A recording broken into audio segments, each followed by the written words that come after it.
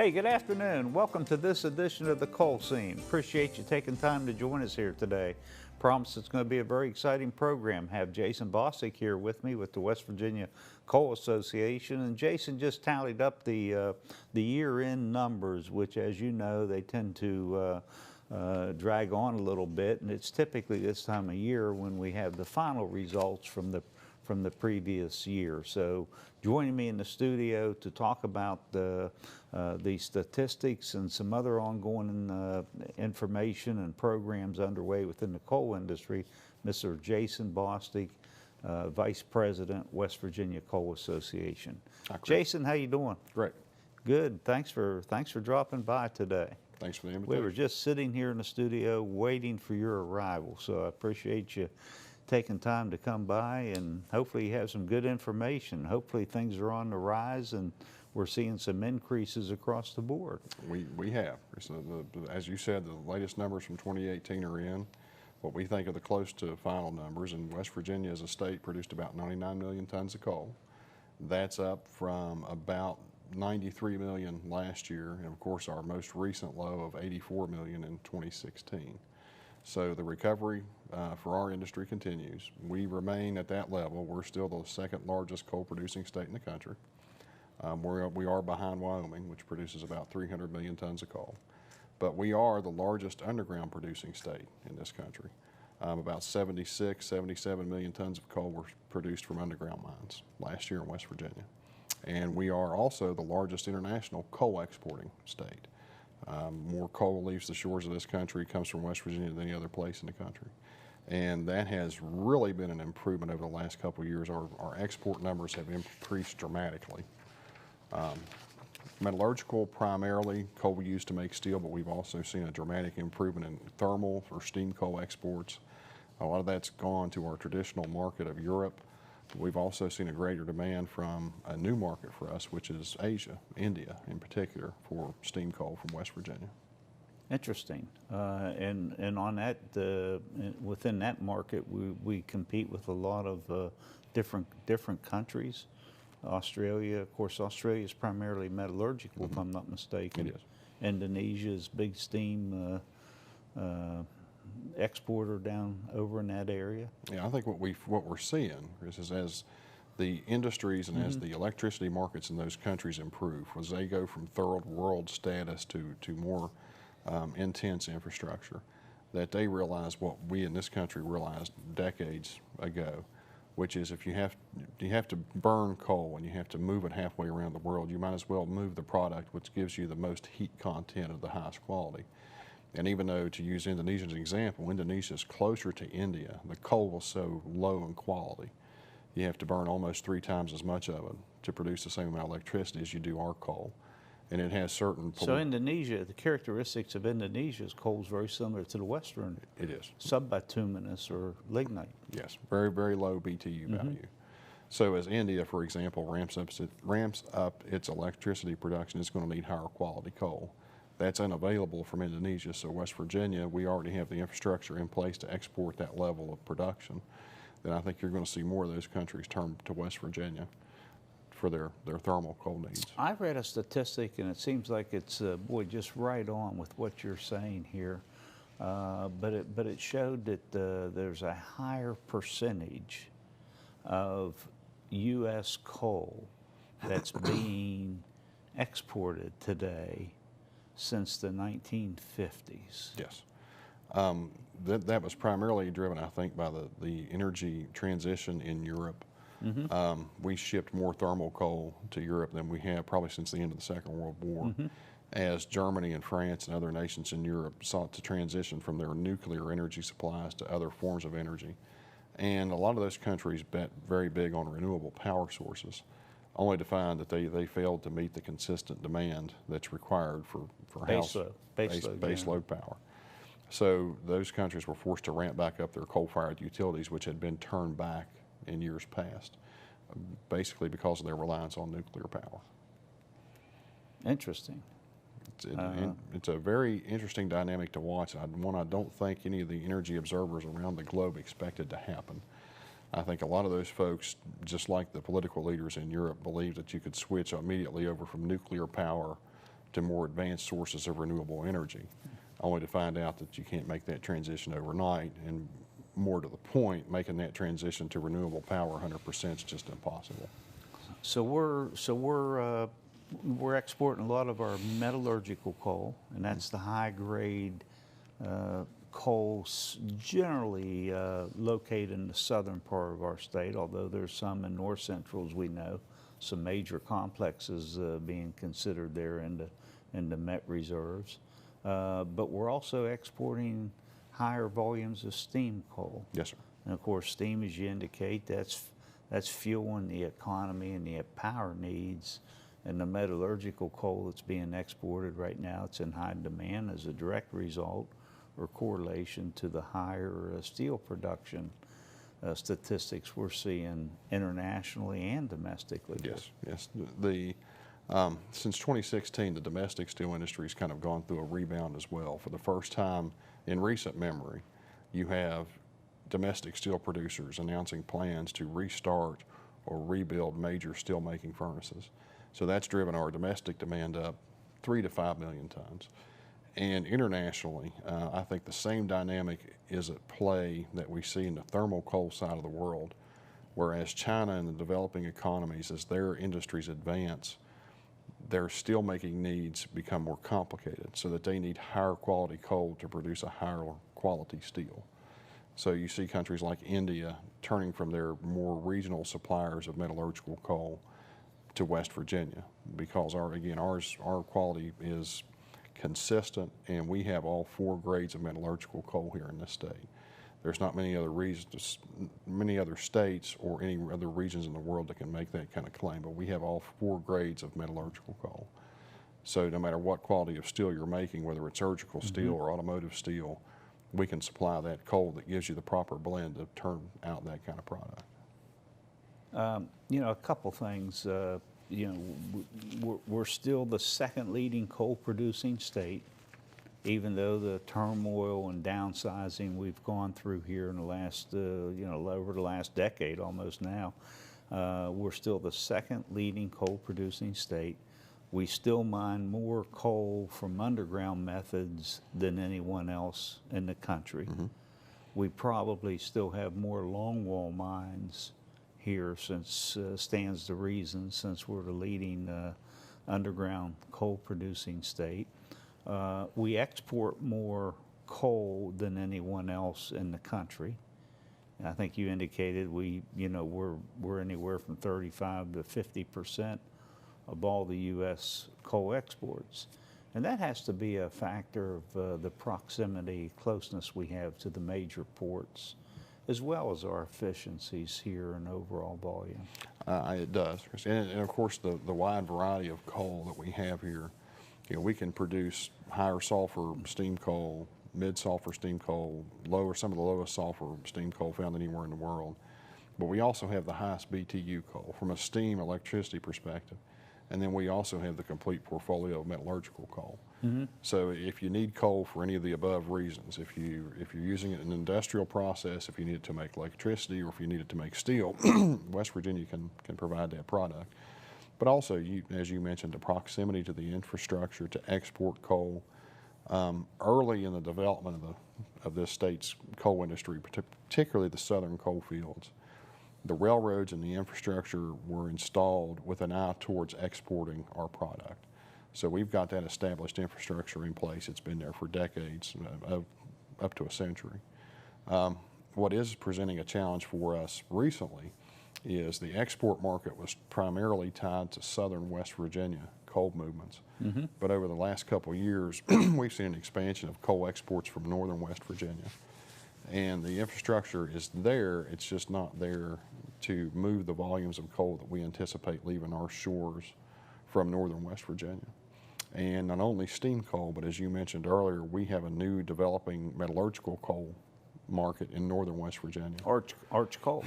Yes. A household name, you know, for literally decades here within West Virginia. Yeah, we as a state are rapidly adding metallurgical coal capacity in northern West Virginia.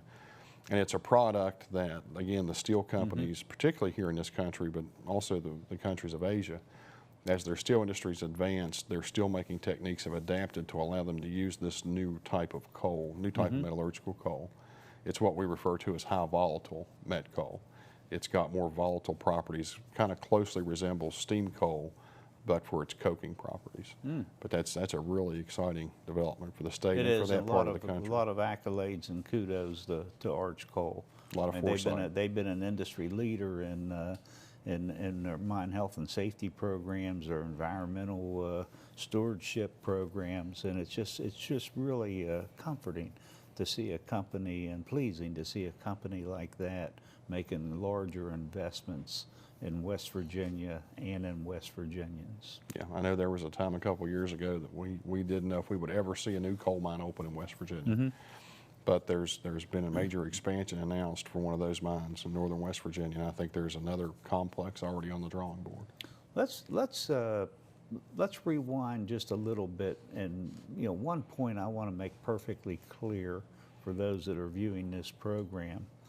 We're seeing a lot of successes. We're seeing a lot of recovery take place and rebound, but most of that is either confined to met coal production or coal that has a market, including steam coal, on the international or through the export program.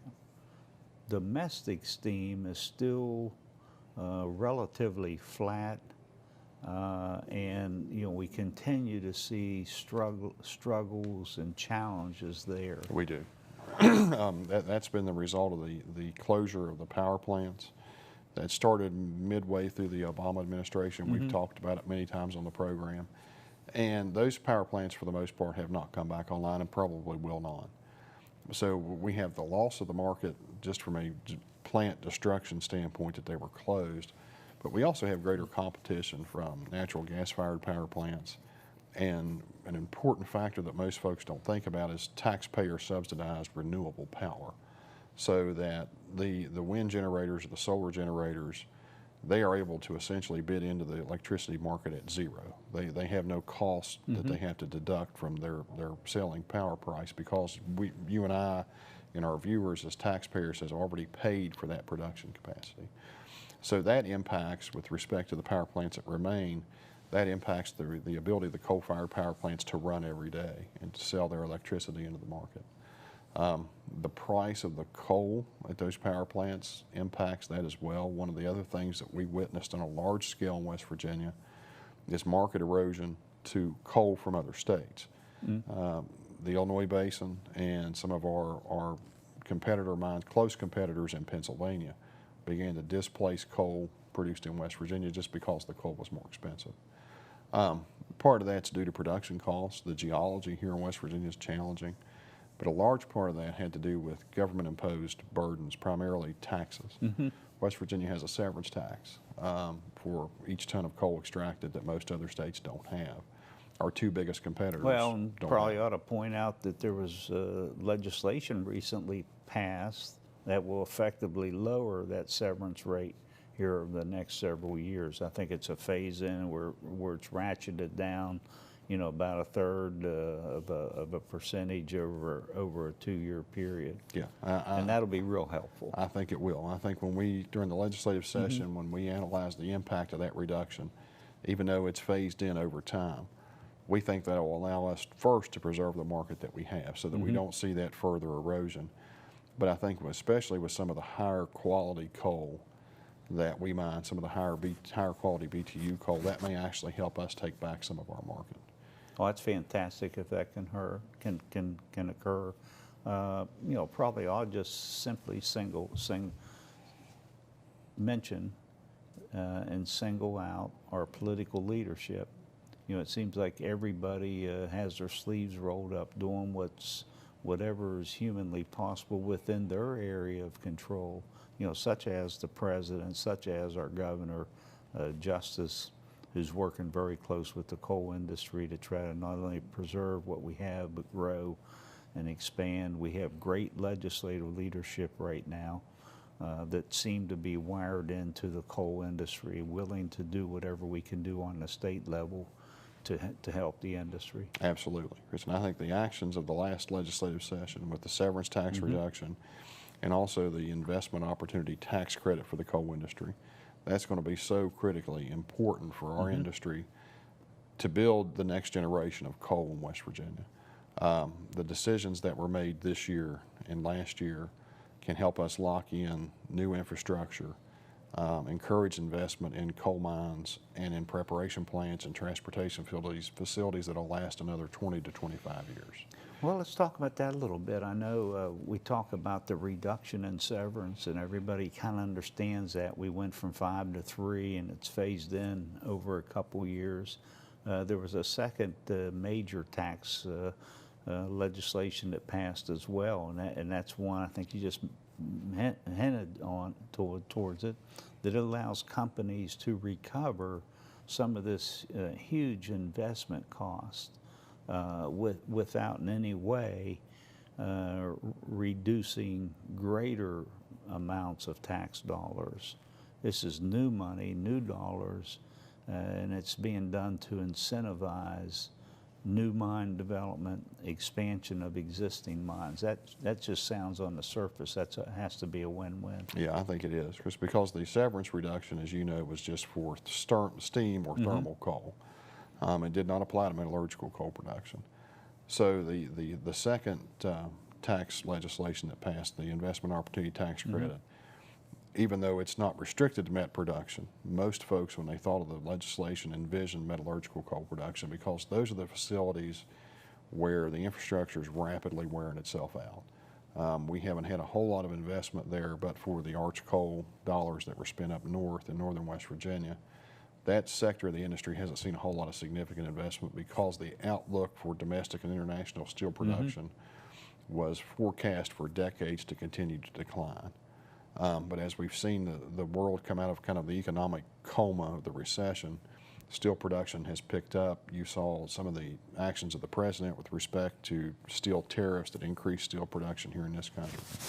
So we think to protect that sector of the industry against what are the inevitable market swings of steel production going up, going down, it's seasonal, it's driven by consumer demand, that this investment tax credit will encourage folks to spend those dollars to build the new infrastructure, knowing that the met price may fluctuate, but with that base investment, then we can continue to mine coal and keep people employed.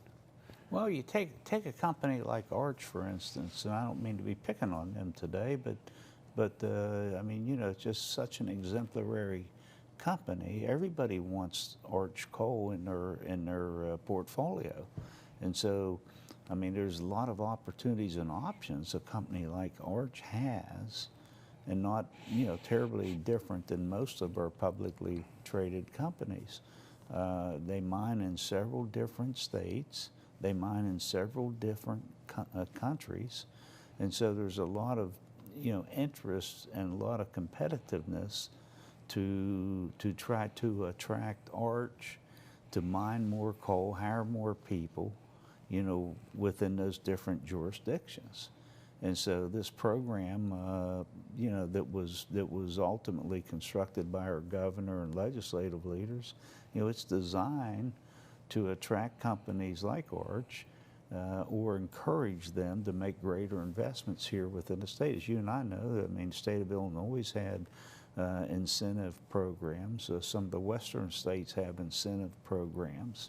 And so this is, you know, akin to those programs that other states have had for some time. It is, Chris. I think probably the greatest achievement from a political and public perspective of that tax legislation is finally an acknowledgement by the leaders of the state of West Virginia that we have to be competitive with our coal industry. And it's no different attracting investment for coal as it is any other type of factory or industrial activity. We compete with 50 other states. We do, and great point, because I think the program we're talking about for the past decade has been available within the manufacturing industry, and I think even some of the development of oil and gas pipelines have also gone through a similar incentive program. Yes, but the coal industry, as you know, the demand has contracted so much from the loss of domestic power plants And other coal basins, not only in this country but internationally, have seen further development, more advanced technology. So we, as West Virginia, we just can't rely on the fact that we have coal and that we have a trained workforce that's situated close to transportation, because as these other reserves become more developed, that market becomes more competitive. We do have a natural advantage here in West Virginia, but that's not going to be nearly enough to make sure that we continue to produce the tonnage that we do and employ the level of folks that we do. It's going to take the kind of government forward thinking and incentive that the legislature and the governor enacted in 2019 to make sure that happens. You know, it's interesting because years ago, most people within the coal industry didn't want state government very involved with their business. And here we are today. You know, it's the industry in a lot of ways is in the process of reaching out to our government and our political leadership, you know, wanting to forge new partnerships, because you know, they ultimately will play a big role in determining whether we produce a little bit more, a whole lot more, or less here within our state's boundaries. Absolutely. And it's programs and innovation like that we you know, that we just saw, which will play into that equation. And no less important than the state encouraging investment from a Toyota or from any other type of manufacturing facility. West Virginia coal, our industry is going to need the involvement and the encouragement of the government, so that when the people that represent West Virginia, when they go around to different states and to different countries trying to sell our products and our people, we're going to need them to talk about coal in that same breath. Well, and along those lines, you know, I and I know you perceive the coal industry to be a high growth industry right now. I mean, we should set as a target. You know, I question whether we can get there sometimes too, but we ought to set as a target, you know, that point of 150, 160 million tons of coal of annual production. You know, that ought to be what we strive for, because we have the infrastructure, we have the coal reserves here to try to get back. Now today, you know, there's questions because of this domestic market that's been severely restricted with the closure of those plants. But we need to be working, you know, with our surrounding states, with Congress, with our political leadership, to work on expanding those ports. Perhaps easing some of the obstacles between here and those ports, so that we can get a greater volume of our product, which is desired the world over, to the export market. Yes, and I think, Chris, the same can be said for what's left of the domestic electricity you know, sector of the industry, the coal-fired power plants. Again, our coal's better than anybody else's. It burns hotter, it burns cleaner. And we should begin to become aggressive, I think, with taking back the market that we lost to, say, the Illinois Basin, and you know, eventually probably even the Western coal production that encroached on our markets in the early '80s, as the Powder River Basin came online at full tilt production. The other thing I want to just broach, and you know, this might be something we want to dedicate a whole program to down the road, but manpower needs is a question again, and on one hand, it's easy to see how, you know, people entering or within the job search market do not view the coal industry with the confidence that we do, especially after, you know, what we just went through. And the reality that, you know, everything, all the good that we're seeing today, all the improvement, you know, continues to carry a cloud, because of how quickly it can change based on political policy and political preference. But we have manpower needs out there all of a sudden that we haven't had before. Our age you know, the workforce is aging. We're seeing some people exit via retirement and all. And, you know, we need to start developing those programs, recruitment programs, recruitment strategies to try to ensure that we have a high growth industry here with an abundance of opportunity. It's a very high paying position, with a lot of good benefits, and hopefully it has longevity to it once again. Yeah, I agree 100%. We may reach the point soon, and we have some operations that are there already where the restraint on production is not because of lack of equipment or lack of demand. It's the need for folks to go underground and extract the coal, or go on the surface and extract the coal. And there again, competition plays a factor in this. 2 or 3, 4 years ago, when our industry was on the decline, the industry in the Illinois Basin, in Illinois and Indiana, was expanding. So we lost a substantial number of trained, highly skilled coal miners to those areas. So that's going to continue. And I think we need to have the programs in place to make sure we retain those folks and to train the next generation of the coal industry here. That's going to be extremely important. I know some people are looking towards some retired veterans, individuals that have been in the military or National Guard, for the past 20 years, and upon their retirement there, a lot of those individuals are in the 40-year range and have 20 years of a career they could be looking at. So there's some recruitment going on, within that venue.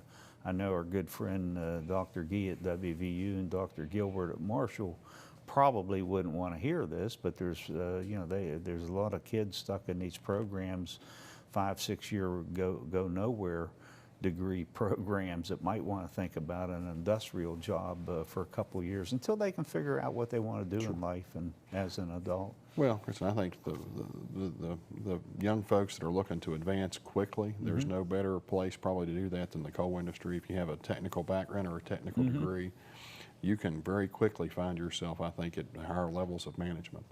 Because again, the lack of workforce and the quick retirement we're going through in this industry as we again cycle through another generation of workers. Good. Jason, we're just about out of time here. I want to thank you so much for dropping by the studio today. This has been real enlightening. It's real pleasing to see that the coal industry is recovering and back on pretty good footing, particularly on the export market. And we're going to come back here in a couple weeks and talk about this whole manpower. So I want people to feel the confidence that you have in the industry and look at the industry as a place to go to work again. So thanks so much for coming by. Appreciate the invitation. And we want to thank you for tuning in to the Library Television Network today. Have a good day.